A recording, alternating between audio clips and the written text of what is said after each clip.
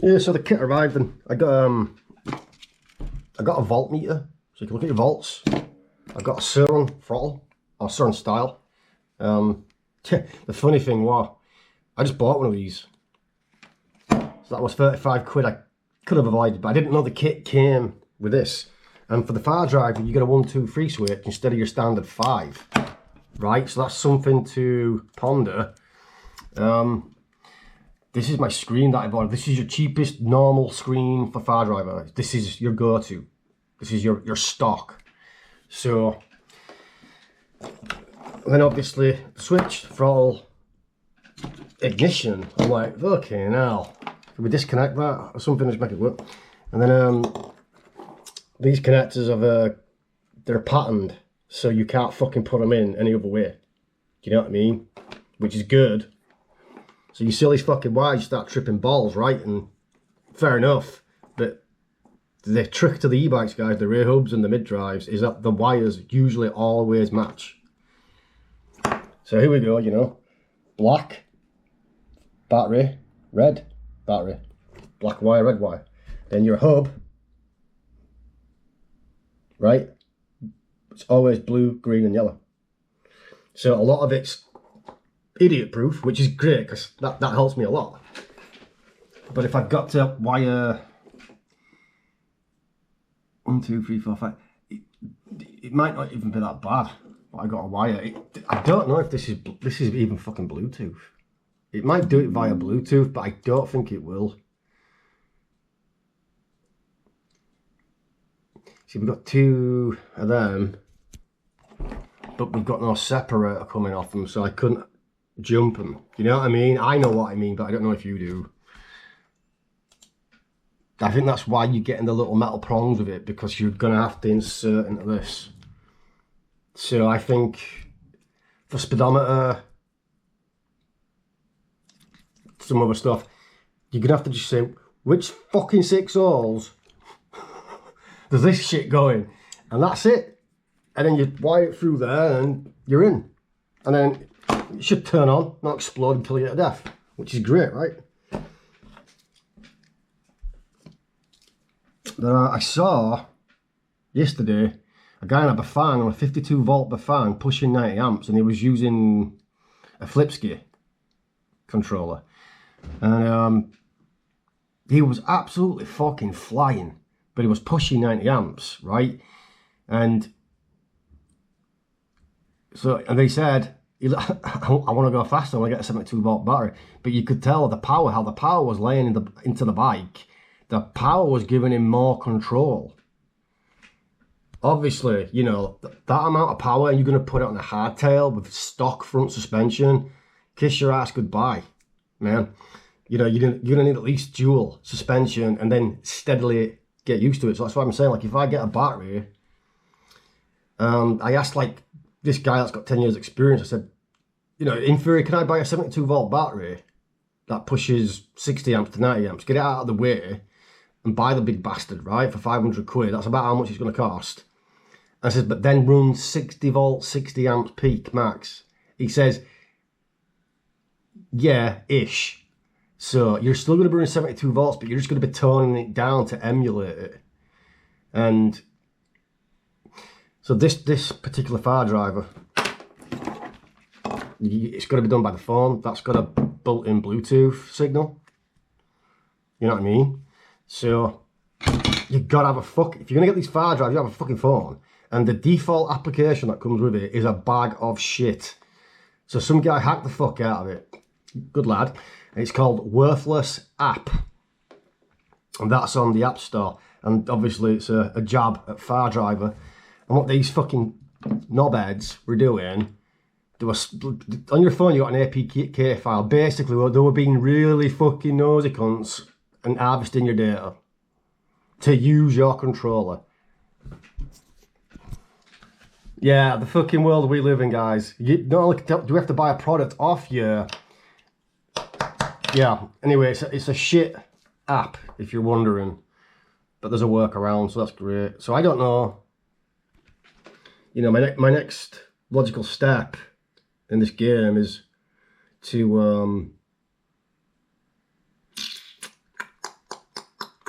emulate an e-bike killer style bike, because I have the hub to do that, or get the battery and push the Bafang mid-drive into the 72 volt range, which could be done with this, but I may need to simplify it and get a CI controller, which will come pre-programmed. Somebody's already done the math, somebody's already done the trial run, and it works. So you just plug it in and off you go. It's all universal.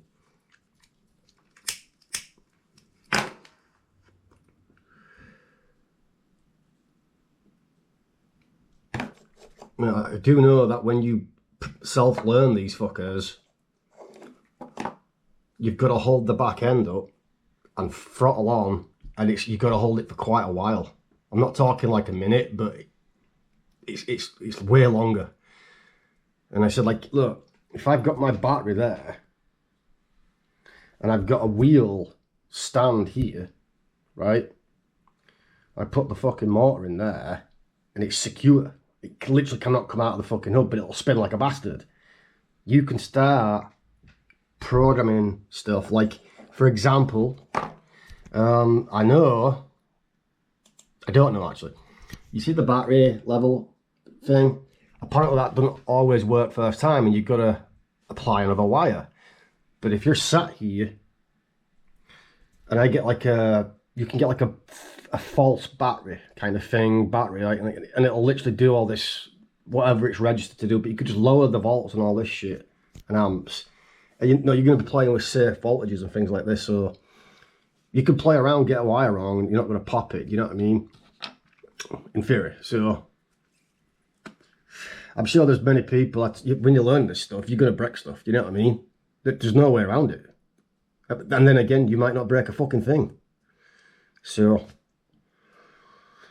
but ideally, that's what I'd prefer, a setup with a generator that I can dial up the voltage up and down and dial up the amps up and down, and then it's secure. It's not on the bike, and you're not, you know what I mean? You're not having to fuck around. You can get it all programmed in on your bench, right? Then go to town on the fucking bike saying, you work, bastard, now keep working. So when you're trying to find a fault, right, on a bike and the bike's all put together, it's more awkward. So, I don't know. You've got to get experience, so you could strip the fucking bike down. It's always a real fucking pisser when you've got to take your rear hub off, right? But then, you know, if I've got a fault in my rear hub, I put it on the docking station there, it's secure as fuck. It's not going to spin off around the room fucking killing fuckers. And then I can find a fault easier, take it off, put it down on my fucking bench. Ideally, if you're going to do e-bike game, you need a large fucking bench, like a fucking semi-professional, which is what I could do with. Well, not right now, but yeah, you can see where the game's going with this, you know what I mean? So yeah, if you're thinking about a Far Driver controller, as far as I know, they're the most reliable.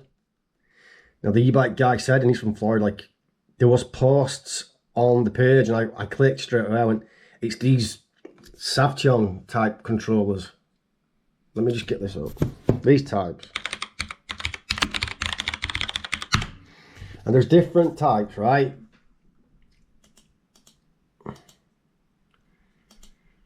Now, this is just what I've picked up in a couple of weeks. You know, these controller types here. These controller types here, there's all kinds of different ones, but they look similar all the time, right? So, for example, the screen on this will not work with that. It uses a different protocol, i.e. its communication protocol is different. So, LinCAN bus, that's this screen's protocol, and that's one of the protocols that this understands. So I had to figure that out too. As in, ask people. If you don't know something, you're going to have to go ask, buddy. And that's why, have you ever had a teacher and they were fucking impatient? It's the worst fucking shit. And I know I've had impatient teachers. And the same fucking thing I was being taught, I went over to another guy and he was patient with me. And within 1 week, I'd learned what to do and I could do it. But when you're getting taught somebody impatient, it fucking sucks.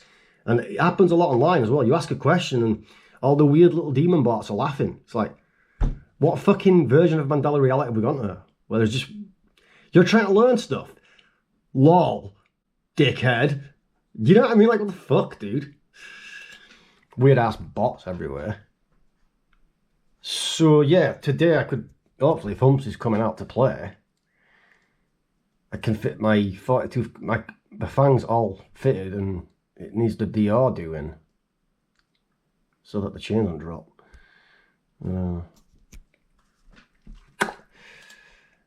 DK deep display.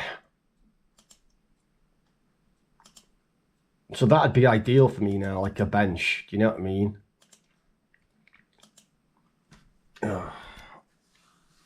Swings and roundabouts goes on for fucking ever, but with that and a 72 volt battery that can push 90 amps, you're in the ballpark for any type of motor you want to do, because then you can go, right, I've got this fucking big dozy ass battery, but if I'd have bought a 48 volt for my kid, that'd have been a lot better for him. But you can tone that shit down, you know what I'm saying? So it emulates it. It's not true, but it's toned down. So you don't fall for that battery trap. You go, right, I'll buy this 48 volt. Six months later, like, fucking hell, I've got to buy another fucking battery, 72 volt. You know, you want a couple of years of use out of a battery, don't you? So now you're stuck trying to sell this battery. And it just depends on your income, doesn't it? So again, swings and fucking roundabouts. But my advice to you would be, first e-bike, 100%, get a Bafang 52 volt, 1000 watt. Straight up. The rear hubs are too, I don't know, man. But for your first e-bike, 1000 watt BBS HD is fucking perfect. Then you've got upgrade path to go. So it would be another battery and it would be a controller upgrade, but that's just how it is. But that's what I'm trying to tell you. That's what I learned in 6-8 months.